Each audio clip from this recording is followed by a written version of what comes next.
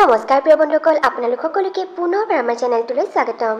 আজি আমি আপোনালোকৰ বাবে পুনৰ আমাৰ এটা নতুন কাহিনী লৈ আহিছোঁ আৰু আজি আমাৰ কাহিনীটিৰ নাম হৈছে ফেচবুকত চিনাকি হৈ গাঁৱলীয়া বিনীতা আহিল চহৰীয়া বোৱাৰী হ'বলৈ। আশা কৰিছোঁ ভিডিঅ'টো আপোনালোকে ভাল পাব। তেন্তে আহকচোন এতিয়া আমি কাহিনীটোৰ মাজলৈ আগবাঢ়ি যাওঁ। বা তই সঁচা কথা কচোন, তই বাৰু এতিয়া কাৰোবাৰ লগত ফোনত কথা পাতি থকা নাছিলি নে? বা তই তাৰমানে আজিকালি মোৰ পৰাও কথা লুকুৱাও ন? ক না প্লিজ। কথা মানে পাতিছিলোঁ, মানে বিক্ৰম বুলি ল'ৰা এটা আছে, তাৰ লগত। বিক্ৰম? কোন বিক্ৰম? মানে তই কাৰোবাক পতাইছ ন? ধেত, এইজনী মই পটোৱা নাই পাই, নিজেই পতিছে। মানে ফেচবুকত চিনাকি হৈছোঁ আমি। বিক্ৰমৰ ঘৰ চহৰত। বিক্ৰমহঁতৰ ঘৰখন খুবেই ধনী বুজিছ। ফেচবুকত ফটোবিলাক দেখিছোঁ নহয়, বহুত বেছি ধনী।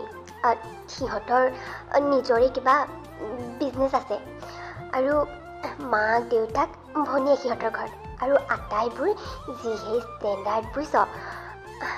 কেনেবাকৈ তাৰ লগত সঁচাকৈ মোৰ বিয়াখন হ'বলৈ লগীয়া হ'লে মই মুঠতে কৈছোঁ নহয়, মোৰ লাইফটোৱেই চেঞ্জ হৈ যাব।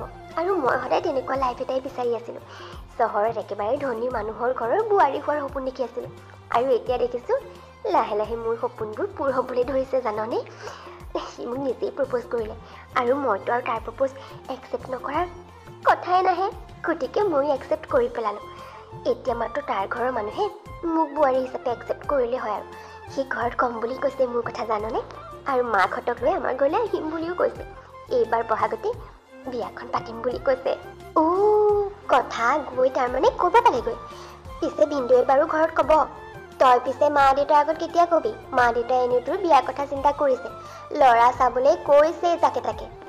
তয়ো এতিয়া সুবিধা পাওঁতে কথাটো কৈ দে বুজিছ, নহ'লে তোৰ কাৰণে যদি মা দেউতাই পিছত বেলেগ ল'ৰা চাই নহয়, তোৰ কিন্তু প্ৰব্লেমহে হ'ব। তই ঠিকেই কৈছ, মই আজি মা দেউতাহঁতৰ আগত ক'ম ৰ। আজি বিক্ৰমৰ ঘৰত ক'ব আৰু ময়ো ক'ম। এয়া হৈছে বিনীতা আৰু এয়া তাইৰ ভনীয়েক বৰ্ণালী। বিনীতাহঁতৰ ঘৰখন খুবেই এখন ভিতৰুৱা গাঁৱত। বিনীতাহঁতৰ ঘৰখনত তাইৰ ভনীয়েক বৰ্ণালী আৰু মাক দেউতাক, ইমানেই। আচলতে বিনীতাই ফেচবুকতে চিনাকি হৈ বিক্ৰম নামৰ ল'ৰা এটাৰ প্ৰেমত পৰিল। সেয়ে এতিয়া বিক্ৰমৰ লগত তাই বিয়া হোৱাৰ সপোন দেখিছে। আচলতে তাই আগৰে পৰাই চহৰৰ ধনী মানুহৰ ঘৰৰ বোৱাৰী হোৱা যেন এটা সপোন আছিল, আৰু এতিয়া সেই সপোনটো যেন তাই পূৰ হ'বলৈ ওলাইছে। মা, মানে মই ছোৱালীজনী নিজেই পচন্দ কৰিছোঁ।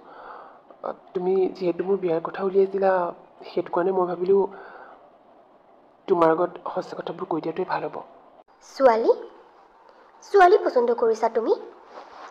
কিন্তু বাৰু দিয়া, শুনি ভালেই লাগিছে। আমাৰ তেনেহ'লে ছোৱালী চোৱা টেনশ্যনটো কমিল। পিছে কোৱাচোন, কোন তাই? তাইৰ ফেমিলি বেকগ্ৰাউণ্ড কি? ক'ত থাকে? আমাৰ চহৰৰ নে বেলেগ চহৰৰ? সকলোবোৰ কোৱাচোন তাইৰ বিষয়ে। মা, তাই আমাৰ চহৰৰ নহয়। একচুৱেলি তাইৰ ঘৰ গাঁৱত, আৰু তাই লাষ্ট ইয়েৰ গ্ৰেজুৱেশ্যন কমপ্লিট কৰিছে নিজৰ। আমাৰ চিনাকি হোৱা প্ৰায় এবছৰেই হ'ল, ফেচবুকতে চিনাকি। আৰু তেনেকৈ মই তাইক পচন্দ কৰিলোঁ। ছোৱালীজনী খুবেই ভাল মা। তাইৰ নাম বিনীতা। কি দাদা, তই গাঁৱৰ ছোৱালী পচন্দ কৰিছ? তাৰমানে এতিয়া আমাৰ ঘৰৰ বৌ কোনোবা গাঁৱলীয়া এজনী হ'বহি। আৰে, তই তেনেকৈ কিয় কৈছ ৰশ্মিতা? গাঁৱৰ হ'ল বুলি তাইকে আমাৰ ঘৰ বোৱাৰী হ'ব নোৱাৰে নেকি কিবা? আৰু মোৰ লগত বিয়া হৈ চহৰলৈ আহিলে তাইতো এনেও চহৰীয়াই হৈ পৰিব। মাজনী, দাদাই ঠিকেই কৈছে। হ'ব দিয়া, তুমি পচন্দ কৰিছা যেতিয়া তোমাৰ পচন্দত আমি বাধা নিদিওঁ। মই পাপাকো কথাটো ক'ম বাৰু। আৰু এইখন ঘৰলৈ বিয়া হৈ অহাৰ পিছত তাইক কেনেকৈ চহৰীয়া কৰি তুলিব লাগে সেই কথা মই ভালকৈ জানো। তাতে আমাৰ ৰশ্মিতা আছেই। ৰশ্মিতাই তাইক ভালকৈ ট্ৰেইনিং দি দিব যে চহৰীয়া কেনেকৈ হ'ব লাগে। ঠিক আছে তেনেহ'লে, ছোৱালীৰ ঘৰত তুমি খবৰ দি দিয়া। আমি অহা সপ্তাহতেই ছোৱালীৰ ঘৰলৈ গৈ আছোঁ বিয়া ঠিক কৰিবলৈ। এয়াই হৈছে বিক্ৰম, আৰু এয়া বিক্ৰমৰ মাক আৰু ভনীয়েক। বিক্ৰমহঁতৰ ঘৰখনত মাক দেউতাক আৰু ভনীয়েক, বাছ মানুহ 4জনেই। বিক্ৰমহঁতৰ ঘৰখন একেবাৰে চহৰত, আৰু চহৰৰ খুবেই ডাঙৰ কোম্পানী এটাৰ মালিক বিক্ৰমৰ দেউতাক। মানে ক'বলৈ গ'লে বিক্ৰমহঁতৰ ঘৰখন খুবেই ধনী আৰু গোটেই ঘৰখন খুবেই মডাৰ্ণ। একেবাৰে চহৰীয়া ৰঙেৰে যেন একেবাৰে জাক জমকতাৰে ভৰি থকা এখন ঘৰ। আনহাতে বিনীতাহঁতৰ ঘৰখন একেবাৰে এখন ঘূপ গাঁৱত। আৰু বিনীতাহঁতৰ মাক দেউতাক ভনীয়েক সকলোবিলাক খুবেই গাঁৱৰ সহজ সৰল মানুহ। তাৰপিছতে বিক্ৰমে ফোন কৰি বিনীতালৈ খবৰ দিলে যে অহা সপ্তাহতে সিহঁত বিনীতাহঁতৰ ঘৰলৈ গৈ আছে একেবাৰে বিয়া ঠিক কৰিবলৈ বুলি। এইফালে বিনীতায়ো মাক দেউতাকৰ আগত সকলোবোৰ কথা ক'লে। বিনীতা, চহৰৰ ল'ৰা? পিছে তই চহৰৰ ল'ৰাৰ লগত কেনেকৈ পালিগৈ? মানে তহঁতৰ চা চিনাকি কেনেকৈ হ'ল? তুমিও যে কথা সোধা আৰু দেই। আজিকালি ফেচবুক ইনষ্টাগ্ৰামৰ যুগত কিবা চিনাকি হ'বলৈ আৰু চিন্তা কৰিব লাগে নে কিবা? বাৰ চিনাকি ফেচবুকতে হ'ল বিক্ৰম ভিনদেউৰ লগত। হওক দে, এতিয়া তই নিজে পচন্দ কৰিছ যেতিয়া আমিনো কি ক'ম। আৰু তেওঁলোকেও আহিম বুলি কৈছে যেতিয়া আমাৰ ঘৰলৈ আহিবলৈ ক। পিছে তেওঁলোক ইমান ধনী মানুহ যদি আমাৰ ঘৰৰ লগত সম্পৰ্ক কৰিব জানো সঁচাই? বিনীতা, দেউতাই ঠিকেই কৈছে। ইমান ধনী মানুহ যদি আমাৰ ঘৰৰ লগত সম্পৰ্ক কৰিব জানো? আমাৰ ঘৰলৈ আহিলে চাগে ঘৰ দুৱাৰ দেখি তেওঁলোকে কিবা ভাবে। মা দেউতা, তোমালোকে চিন্তা নকৰিবা। বিক্ৰমে মোক কৈছে নহয়, সিহঁত ধনী মানুহ হ'লেও দুখীয়া মানুহক লৈ একো আপত্তি নাই। মানে মই দুখীয়া যদিও তেওঁলোকৰ একো আপত্তি নাই। ধনী বুলি তেওঁলোকৰ ইমান অহংকাৰ নাই। ধনী হ'ব পাৰে, কিন্তু সকলো ধনী মানুহৰ দৰে নহয়। মাত্ৰ তেওঁলোক চহৰীয়া কাৰণে অকণমান মডাৰ্ণ, বাকী একো নাই। আৰু তেনেকৈ এসপ্তাহ পাৰ হৈ গ'ল আৰু এসপ্তাহৰ পিছত বিক্ৰমৰ লগত আহিল বিনীতাহঁতৰ ঘৰলৈ। আমাক বিক্ৰমে সকলোবোৰ কথা কৈছে। আপোনালোকৰ ছোৱালী বিনীতাক অলৰেডি আমাৰ ল'ৰাই পচন্দ কৰিয়ে পেলাইছে। আমি মাত্ৰ বিয়াখন ঠিক কৰিবলৈহে আহিছোঁ আৰু। হয়, আমাৰ ছোৱালীয়েও কৈছে বাৰু আমাক সকলোবোৰ কথা। পিছে দেখিছে নহয় আৰু আমাৰ ঘৰ দুৱাৰ এনেকুৱাই। আপোনালোকৰ লগত একেবাৰেই মিল নাই। এনেকৈয়ে গাঁৱৰ মানুহ চলি কৰি আছোঁ আৰু যেন তেন। আপোনালোকে চিন্তা কৰিব নালাগে, এইবোৰক লৈ আমাৰ একো আপত্তি নাই। মাত্ৰ আমাৰ বোৱাৰীজনী ভাল হ'লেই হৈছে আৰু সেইটোহে লাগে, বাকী একো নালাগে। তাৰপিছতেই বিক্ৰমৰ মাক দেউতাকে একেবাৰে যেন বিনীতা আৰু বিক্ৰমৰ বিয়াখন ফিক্সে কৰি পেলালে। 2 মাহৰ পিছত খুবেই ভাল দিন এটা চাই বিক্ৰম আৰু বিনীতাৰ বিয়াখন ঠিক কৰা হ'ল। এতিয়া বিনীতাৰ অপেক্ষা মাথো চহৰৰ ঘৰৰ বোৱাৰী হ'বলৈ। মাজত মাত্ৰ 2 মাহ, তাৰপিছতে মই বিক্ৰমৰ ঘৰৰ বোৱাৰী। মানে একেবাৰে চহৰীয়া মডাৰ্ণ বোৱাৰী হ'মগৈ। আচৰিত, মোৰ যে সপোনটো এনেকৈ পূৰ হ'ব মই কিন্তু ভবাই নাছিলোঁ।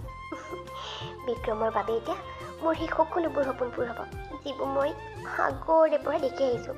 ধনী ঘৰৰ বোৱাৰী হোৱা, মডাৰ্ণ বোৱাৰী হোৱা, চহৰীয়া বোৱাৰী হোৱা। ৱাও, এই 2 মাহ সোনকালে পাৰ হৈ যাওক আৰু মই সেই দিনটোলৈ অধীৰ আগ্ৰহেৰে অপেক্ষা কৰি আছোঁ, যিদিনা মই চহৰীয়া মডাৰ্ণ বোৱাৰী হ'মগৈ বিক্ৰমহঁতৰ ঘৰৰ।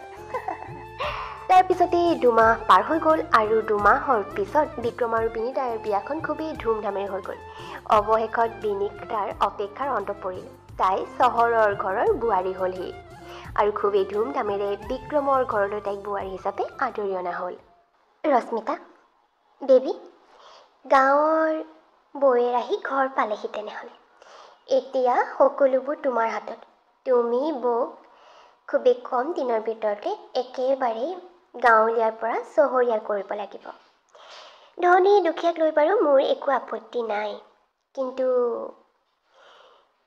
গাঁৱলীয়া মোৰ বোৱাৰীজনীক মই চহৰীয়া কৰিব বিচাৰোঁ। একেবাৰে আমাৰ দৰে মডাৰ্ণ কৰিব বিচাৰোঁ। নহ'লে এইখন ছ'চাইটিত আমাৰ নাক কাণ সকলোবোৰ কটা যাব। আৰু আমাৰ ইয়াত কিন্তু কাকো নক'বা যে বোৱাৰী একেবাৰে গাঁৱৰ পৰা আহিছে বুলি। বুজিছা নহয়? এতিয়া সকলো দায়িত্ব তোমাৰ ওপৰত। তুমি বৌয়েৰক অতি কম দিনৰ ভিতৰতে সকলোবিলাক চহৰীয়া ৰং ৰূপ শিকাই পেলোৱা। কেনেকৈ ড্ৰেছ আপ কৰিব লাগে, কেনেকৈ মেকআপ কৰিব লাগে, কেনেকৈ মডাৰ্ণ ষ্টাইলত কথা ক'ব লাগে, মানুহৰ লগত কেনেকৈ ইণ্ট্ৰডিউচ হ'ব লাগে, সকলোবিলাক। বুজিছা নহয়? তাইৰ গাত যাতে গাঁৱলীয়া ঢং এটাও নাথাকে। অ'কে? এইফালে বিক্ৰমৰ মাকেও ভনীয়েক ৰশ্মিতাক একেবাৰে যেন এক প্ৰকাৰ দায়িত্ব দি পেলাইছে গাঁৱলীয়া বোৱাৰীকক মডাৰ্ণ কৰাৰ। সেইফালে বিনীত আৰু একেবাৰে চহৰীয়া বোৱাৰী হ'বলৈ পাই সুখৰ যেন সীমা নাইকিয়া হৈ পৰিল। যিমানে যি হ'লেও তাই হৈছে প্ৰকৃততে এগৰাকী গাঁৱৰ একেবাৰে সহজ সৰল ছোৱালী। গতিকে এতিয়া এইখন ঘৰৰ লগত বাৰু নিজকে মিলাই চলিব পাৰিবনে বিনীতাই? পাৰিবনে নন্দেক ৰশ্মিতাই শিকোৱা সকলোবিলাক তাই গ্ৰহণ কৰিব? কেনেকৈ হ'ব তাই মডাৰ্ণ বোৱাৰী? নে হ'ব আন কিবাহে? এই সকলোবিলাক দেখিবলৈ পাম আমি আমাৰ পিছৰটো খণ্ডত। তেন্তে ভিডিঅ'টো কৰি দিছোঁ মই আজিলৈ ইমানতে শেষ। যদি আপোনালোকে ভিডিঅ'টো ইমানখিনিলৈকে চাই ভাল পালে তেন্তে প্লিজ ভিডিঅ'টো লাইক আৰু এটা কমেণ্ট কৰি দিব। আৰু যদি আপোনালোকে আমাৰ চেনেলটোত নতুন তেন্তে প্লিজ আমাৰ চেনেলটো ছাবস্ক্ৰাইব কৰি দিব। তেন্তে লগ পাম পুনৰ এটা নতুন ভিডিঅ'ৰ সৈতে। তেতিয়ালৈকে বাই।